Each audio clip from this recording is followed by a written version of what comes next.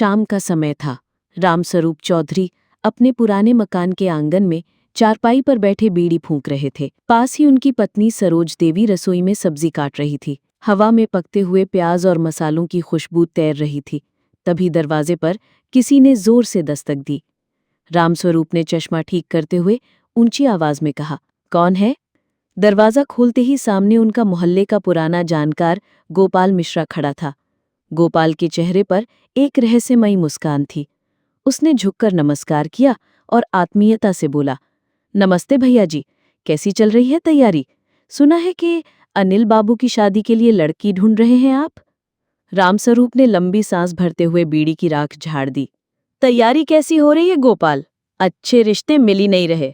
सब लड़कियां तो ठीक ठाक हैं, पर दहेज की बात आते ही उनके घर वाले गोलमोल जवाब देने लगते हैं। हम तो चाहते हैं कि बेटे की शादी में थोड़ी ठाट बाट हो, इज्जत बढ़े। गोपाल थोड़ा करीब आकर फुसफुसाया, भैया जी, एक रिश्ता है मेरी नजर में। लड़की थोड़ी सांवली है, लेकिन संस्कारी है। सबसे बड़ी बात, दहेज भरपूर मिलेगा, गाड़ी, जमीन, नकद, सब कुछ। रामस्वरूप की आंखों में चमक आ गई। उन्होंने कुर्सी से उठते हुए उत्साहित होकर कहा, सच कह रहे हो? इतना सब मिलेगा? गोपाल ने सिर हिलाते हुए कहा, हाँ, बस लड़की का रंग थोड़ा दबा हुआ है, वरना खानदान बेहद इज्जतदार है। इतने में सरोज देवी भी ट्रे में चाय लेकर आईं। बातचीत सुनकर वे भी उत्साहित हो उठीं। अगर दहेज अच्छा है तो देखने में क्या हर्ज है? आखिर घर पैसे और ठाट बाट से ही तो चमकता है। इस बीच उनका बेटा अनिल भी कमरे में आया। उसने संकोच भरे स्वर में पूछा, पापा, लड़की सुंदर है ना? रामस्वरूप ने सख्त आवाज में कहा, लड़की थोड़ी सांवली है, लेकिन दहेज में गाड़ी भी मिलेगी और 20 लाख नकद। जिंदगी रंगरूप से नहीं, पैसे से चलती है। ये रिश्ता हाथ से गया तो फिर पछताना पड़ेगा। अनिल का चेहरा उतर गया। मुझे सांवली लड़की नहीं चाहिए, मैं लड़की देखने नहीं जाऊंगा। रामस्वरूप की आंखें लाल हो गईं। चुप हो जा, जैसा मैं कहता हूं वैसा कर, कल लड़की देखने चलेंगे। अगले दिन वो लोग लड़की के घर पहुंचे। घर बड़ा था, पर अजीब सी खामोशी फैली हुई थी। लड़की नीलिमा हल्के रंग की साड़ी पहने सर झुकाकर खड़ी थी। अनिल ने उसकी तरफ देखा, पर कोई बात नहीं की। लड़की के माता पिता बेहद खुशामदी लहजे में बातें कर रहे थे। दहेज के बारे में सब खुलकर बताया गया। शादी तय हो गई। पर उसी रात अनिल को एक अजीब फोन कॉल आया। अगर तुमने नीलिमा से शादी की तो पछताओगे। अनजानी आवाज में इतना कहकर फोन काट दिया गया। अनिल के दिल में डर बैठ गया। उसने अपने पिताजी को बताया, लेकिन रामस्वरूप हंस पड़े। किसी को जलन हो रही है? ज्यादा सोच मत। शादी का दिन नजदीक आता गया, लेकिन अजीब घटनाएं होने लगी। कभी देर रात दरवाजे पर दस्तक होती, लेकिन बाहर कोई नहीं होता। कभी अनिल के कमरे में गुलाब की खुशबू फैल जाती, जबकि फूल कहीं नहीं रखे होते। एक रात तो उसने आईने में किसी अजनबी औरत का चेहरा देखा, जो पलक झपकते ही गायब हो गया। अनिल की हालत खराब होने लगी। उसने तय किया कि शादी रद्द कर दे, पर पिताजी ने गुस्से में साफ कह दिया, अब बारात जरूर जाएगी। दहेज का इतना बड़ा इंतजाम कोई बार बार नहीं करेगा। शादी के दिन सब कुछ सामान्य लग रहा था। बारात धूमधाम से निकली। नीलिमा दुल्हन बनी बेहद शांत बैठी थी। शादी संपन्न हो गई। लेकिन सुहाग रात को जब अनिल कमरे में गया तो उसने देखा कि नीलिमा के पास बैठी एक परछाई मुस्कुरा रही थी। नीलिमा ने धीरे से कहा, तुमने मेरी सच्चाई जाने बिना मुझसे शादी क्यों की? अनिल के होश उड़ गए। क्या मतलब? नीलिमा ने आंसू भरी आंखों से कहा, मैं जिंदा नहीं हूं। मेरी हत्या इसी घर में हुई थी। मेरे माता पिता ने मेरी लाश को दहेज के लोभियों के लिए सौदा बना दिया। अब मेरी आत्मा इस घर में हमेशा के लिए बंधी हुई है। इतना कहकर वो परछाई चीखते हुए गायब हो गई। कमरे का शीशा अपने आप टूट गया। अनिल जमीन पर बेहोश गिर पड़ा। जब घरवालों ने दरवाजा तोड़ा तो वे नीलिमा को गायब पाया। सिर्फ उसके गहनी और शादी का जोड़ा पड़ा था।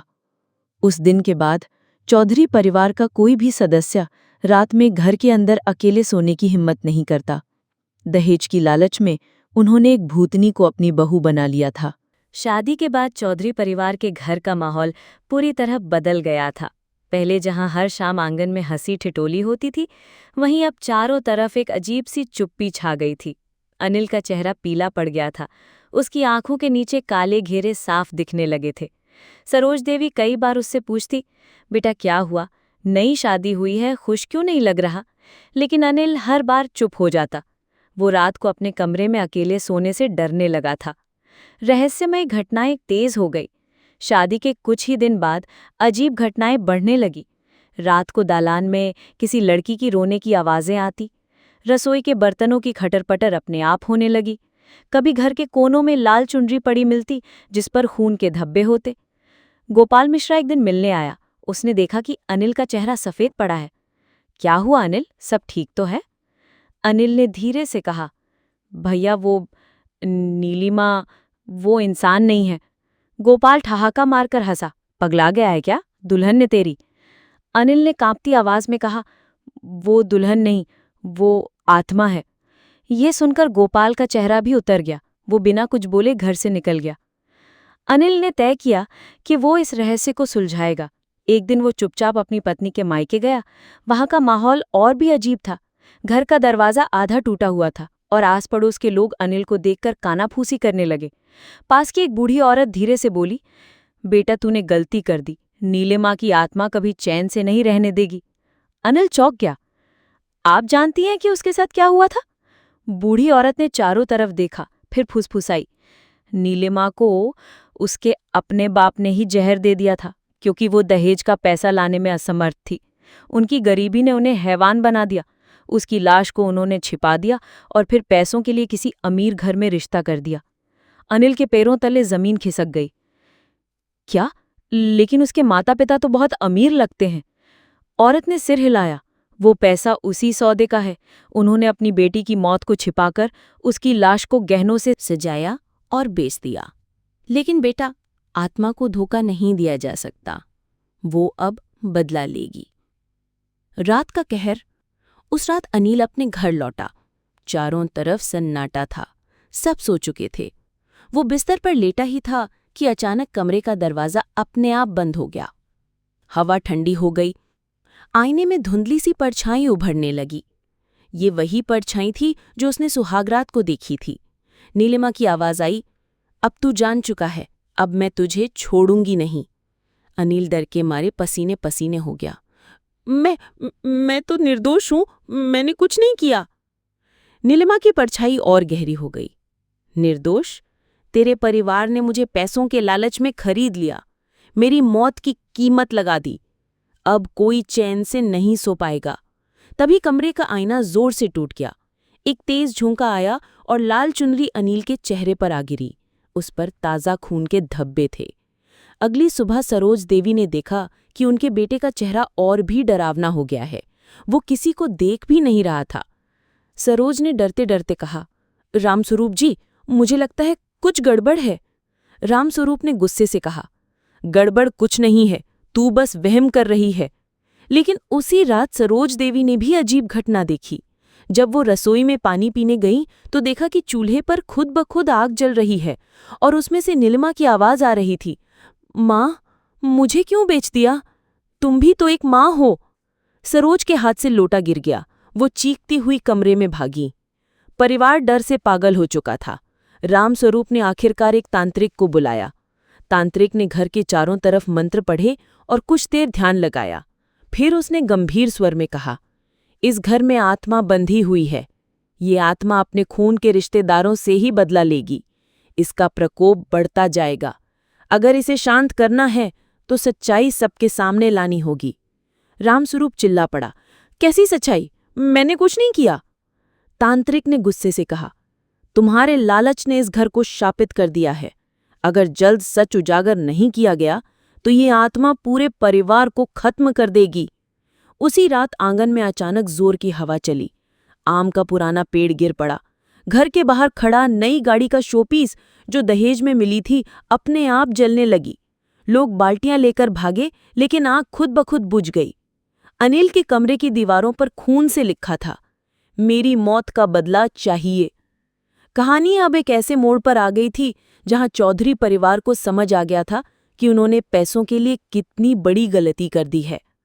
लेकिन क्या वो इस आत्मा को शांत कर पाएंगे, या फिर एक एक करके सब उसकी बदला लेने की सूची में शामिल हो जाएंगे। चौधरी परिवार अब डर के साए में जी रहा था। घर में हर रात कोई न कोई अनहोनी हो रही थी। सरोज देवी को लगातार नींद में कोई गला दबाने की कोशिश करता। रामस्वरूप को रात में छत पर किसी के पैर घिसकने की आवाजें आतीं। अनिल का मानसिक संतुलन बिगड़ने लगा था। गोपाल मिश्रा, जिसने रिश्ता सुझाया था, भिया बाने से कतराने लगा।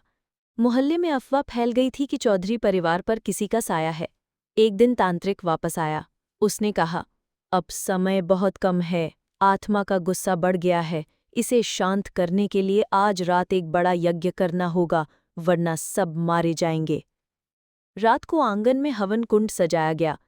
तांत्रिक ने मंत्रों का जाप शुरू किया, लेकिन जैसे ही उसने यज्ञ में घी डाला, हवा का झोंका आया और आग तेजी से भड़क उठी। सब घबरा गए। हवा में एक कर्कश चीख गूंजने लगी, मुझे इंसाफ चाहिए, मुझे इंसाफ चाहिए। नीलिमा की आत्मा प्रकट हो गई। वो सफेद लहंगे में खून से सनी चुनरी ओढ़े, आंखों में आग लिए खड़ी थी। उसकी नजरें रामस्वरूप पर टिकी थीं। तुम्हारी लालच ने मुझे मौत दी है। मेरे माता पिता ने मुझे जहर देकर मार डाला, लेकिन तुम्हारे परिवार ने मेरी मौत को सौदा बना दिया। तुमने मेरी लाश को बहू बनाकर खरीद लिया। रामस्वरूप के हाथ कांपने लगे। मैं नहीं जानता था, नीलिमा ने चीखते हुए कहा। झूठ मत बोलो। दहेज की कीमत तुमने ही तय की थी। मैं मरने के बाद भी इस घर में दुल्हन बनकर आई, लेकिन अब मैं इस शापित खेल का अंत करूंगी। इतना कहते ही हवा का झोंका इतना तेज हुआ कि घर का हर दरवाजा धड़धड़ाने लगा। तांत्रिक जोर से मंत्र पढ़ रहा था। सत्य सामने लाओ, यही आत्मा को मुक्त करने का एकमात्र उपाय है। नीलिमा के माता पिता को बुलाया गया। वे घबराए हुए घर पहुंचे, लेकिन नीलिमा उसकी आत्मा ने उनके सामने आते ही कहा, तुमने मेरी हत्या की, अपने लालच के लिए मुझे बेच दिया। अब बोलो, क्यों किया ये सब? उसके पिता रो पड़े। हम गरीब थे, हमें पैसे चाहिए थे। हमें लगा कि अगर तेरी मौत छुपाकर अमीर घर में रिश्ता कर देंगे तो हम कर्ज चुका पाएंगे। हमारी बेटी की लाश भी सौदा बन गई। उनकी माँ भी फूट फूट कर रोने लगी। बेटी, हमें माफ कर दे। नीलिमा की आत्मा हंस पड़ी। वो हंसी सहरन काना कर रही थी। मुझे मौत देकर अब माफी मांगते हो? इस खेल में सब शामिल थे, अब सबको इसका परिणाम भुगतना होगा। अचानक बिजली चली गई। पूरा घर अंधेरे में डूब गया। नीली रोशनी की चमक में सबने देखा कि नीलिमा हवा में तैर रही है। उसकी आंखों से खून बह रहा था। रामस्वरूप की चीख निकली। उसने भागने की कोशिश की, लेकिन उसके पैरों में अदृश्य जंजीरें लिपट गईं। वो जमीन पर गिर पड़ा। नीलिमा का हाथ उसकी गर्दन पर था। तुम्हारी लालच की कीमत मौत है। एक तेज चीख गूंजी और रामस्वरूप वहीं तड़प तड़प कर मर गया। गोपाल मिश्रा, जिसने रिश्ता कराया था, अचानक कांपने लगा। मुझे मत मारो, मैंने तो बस रिश्ता बताया था। नीलिमा ने ठंडी आवाज में कहा, तूने पैसों के लिए मेरी मौत को सौदा बनाया, तू भी बचेगा नहीं। अचानक गोपाल की सांसें रुक गईं। उसकी आंखें खुली की खुली रह गईं। अब नीलिमा की आत्मा ने अनिल की तरफ देखा। तुम मासूम हो, तुमने मुझे कभी चोट नहीं पहुंचाई, लेकिन तेरे परिवार की वजह से तेरा जीवन हमेशा इस श्राप के साथ बंधा रहेगा। अनिल जमीन पर गिर पड़ा, रोते हुए बोला, मैं कुछ नहीं कर सका, मुझे माफ कर दो। नीलिमा का चेहरा धीरे धीरे शांत हो गया। मुझे इंसाफ मिल गया, अब मैं इस दुनिया से मुक्त हो रही हूँ, लेकिन याद रखना, हर दहेज की डील किसी न किसी बेटी की मौत है। इतना कहकर उसका शरीर धीरे धीरे धुंध में बदल गया और गायब हो गया। सुबह जब मोहल्ले वाले घर में घुसे तो उन्होंने देखा रामस्वरूप और गोपाल मृत पड़े थे। नीलिमा के माता पिता का मानसिक संतुलन बिगड़ गया था। सरोज देवी सदमे में थीं। अनिल का चेहरा डर से सफ़ेद हो गया था और वो घर छोड़कर कहीं चला गया था। चौधरी परिवार का नाम मोहल्ले में एक डरावनी कहानी बन गया। उस घर को सबने शापित हवेली कहना शुरू कर दिया। कहते हैं उस रात के बाद से जब भी कोई लालच में दहेज की बात करता है तो चौधरी हवेली के पास से एक औरत की चीख सुनाई देती है, मेरी मौत का सौदा किसने किया? दहेज की लालच किसी की जान ले सकती है और लालच से कमाया धन कभी चैन नहीं देता।